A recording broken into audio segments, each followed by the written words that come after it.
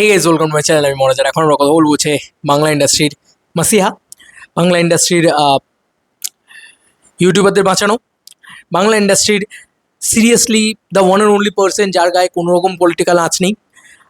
তার আজকে 24 বছর। হ্যাঁ, বলতে পারো রাত্রির হয়ে গেছে, এত রাত্রিবেলা কেন ভিডিওটা ছাড়ছো, ইত্যাদি ইত্যাদি। আমি একটা জিনিস ভাবছিলাম যে আজকে কিছু একটা আসুক, কিন্তু জিদ্দা বি লাইক জিদ্দা, জিদ্দা কোনোদিন কিছু দেবে না।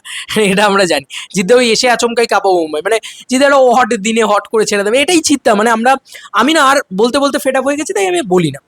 তো আমার কোথাও গিয়ে মনে হয় যে জিদ্দা আজকে 24 বছর পূর্ণ হচ্ছে। তুমি ভাবো, একটা ছেলে যে প্রথম বাংলা ছবি করে সাকসেসের চূড়ায় উঠে গেল, এমনি এমনি না তো। আজকে আমরা সকলে এই ঘটনাগুলো জানি যে উনি রেডিও চালিয়ে বাংলা বলা প্র্যাকটিস করেছেন। উনি কিন্তু বাঙালি নয়।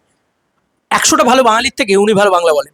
জিদ্দাকে একবার যদি তুমি ডাকো, জিদ্দার সঙ্গে সঙ্গে জিদ্দা রেসপন্স করবে। এই কয়েকদিন আগে একটা ভিডিও দেখছিলাম জিদ্দার, যে একটা বয়স্ক মানুষ জিদ্দাকে জড়িয়ে ধরতে আসছেন, জিদ্দা গাড়ির দরজা খুলে ফেলেছিল, ঢুকে গেছিল, আবার বেরিয়ে এসে জিদ্দা তাকে জড়িয়ে ধরছে। That is call Jeddah. তো জিদ্দা না একটা অন্য জিনিস। এবং আমি আমার ক্ষেত্রেও বলবো, সত্যি বলছি, যে টাইমে জিদ্দা এসছেন সেই টাইমে যদি জিদ্দা না আসতেন, এই যে কটা ক্রিয়েটার কথা বলছে, যে কটা ক্রিয়েটার কথা বলছে, একটা ক্রিয়েটার থাকতো না। সিরিয়াসলি বলছি। এবং এরা হয়তো থাকবেও না। মানে যারা রয়েছে এখন, জিদ্দা যেভাবে মানে প্রায় কোনো আপডেট দেয় না, তাতে এরা আর বেশি দিন নেই। মানে এইটা বলতে পারি তোমাদের, আমাদের ভর্তুকি চালু করা উচিত। জিদ্দা ওয়ান্স আপন টাইম সেই জিনিসটা করেছে। জিদ্দা বি লাইক জিদ্দা, আমি বারবার বলছি, জিদ্দার অন্য অন্য অরা ফার্মিং ছিল। আমরা যেটা দেখেছি ওটা বাংলার কোনো নায়কের ক্ষেত্রে আমরা তো অন্তত দেখিনি। জিদ্দা দুটো হাতে বিজলি নিয়ে এরকমভাবে মুম্বাইয়ের রোড দিয়ে ঢুকছে কি না, একটা বাংলা ছবির ট্রেলার লঞ্চ হচ্ছে মুম্বাইয়ের মাটিতে। ভাবতে পারবে কেউ কোনোদিন? জিদ্দা যা করেছে ভাই, মারাঠা মন্দির হাউসফুল, গেটি গ্যালাক্সি হাউসফুল, ওখানকার হল মালিক বলছে ভাই এই একটা বাংলার বান্দা বা একটা বাংলা ছবির বান্দা কি করছে ভাই, সালমান খানকে বিট করে দিচ্ছে। এখানে নয়, মুম্বাইতে। দেখার মতন বিষয় ছিল ভাই। মহেশ বাবুর সিনেমা হলে জিদ্দার ছবি চলছে, এই জিনিস ঘটেছে। আর এই সাথী দিয়ে এই ছবিটা মানে এই ছেলেটার আত্মপ্রকাশ, সাথী ছবিটা তো এখনো এই ছবিটা নবাগত জিৎ থেকে আজকে সুপারস্টার জিৎ, কিন্তু নবাগত জিতের কোনো মানে নেই। মানে তুমি আজকে দেখো, সাথী ছবিটা এমন একটা ছবি, এভারগ্রিন ছবি। আজ থেকে 50 বছর বাদে দেখলেও তোমার নতুন লাগবে। আজ থেকে যদি তুমি মানে যখন রিলিজ হয়েছে তখন দেখলেও। আর এখনো অব্দি বাংলার সব থেকে ফুটফলসওয়ালা সিনেমা, মানে 20 লক্ষ লোক সিনেমাটা দেখেছে। আজ অব্দি কোনো বাংলা ছবি তুমি বলতে পারবে 1 লাখ, 2 লাখ, 6 লাখ, 5 লাখ, 10 লাখ, ম্যাক্সিমাম 20 লাখ লোককে কোনোদিন বাংলা ছবি দেখাতে পারবে হলে গিয়ে? তাও অসম্ভব ব্যাপার। যে পরিমাণে সিঙ্গেল স্ক্রিন ছিল, নেই তো, ফুটফলসই তৈরি হবে না। তো ওই লেভেলের অরাটা ছিল, ওই লেভেলের স্টারডামটা আছে জিদ্দার।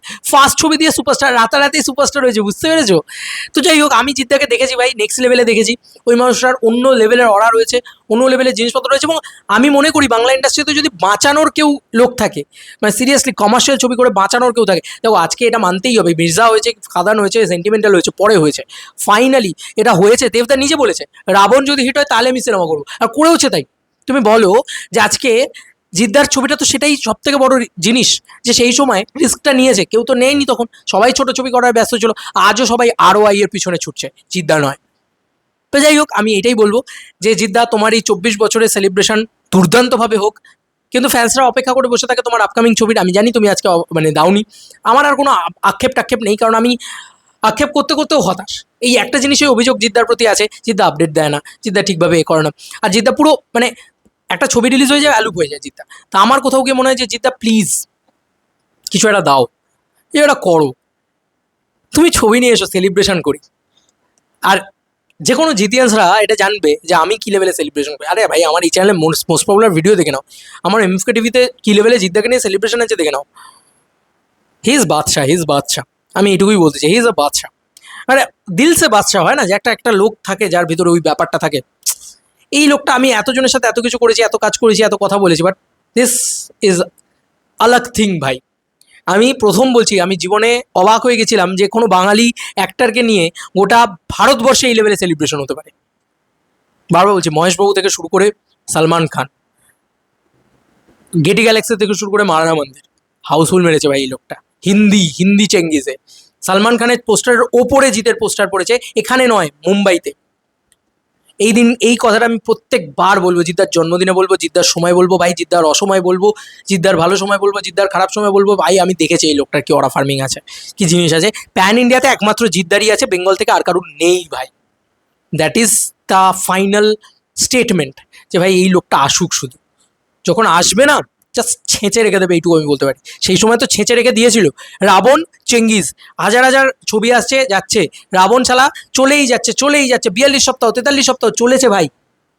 আমার এখনো মনে আছে, আফটার কোভিড সব থেকে বেশি দিন চলা ছবি রাবণ। তো ভাই এই মানুষটা একদিন কমার্শিয়াল ছবি করে নিক আবার, জাস্ট ছেঁচে দেবে এইটুকু বলতে পারি। Bye bye.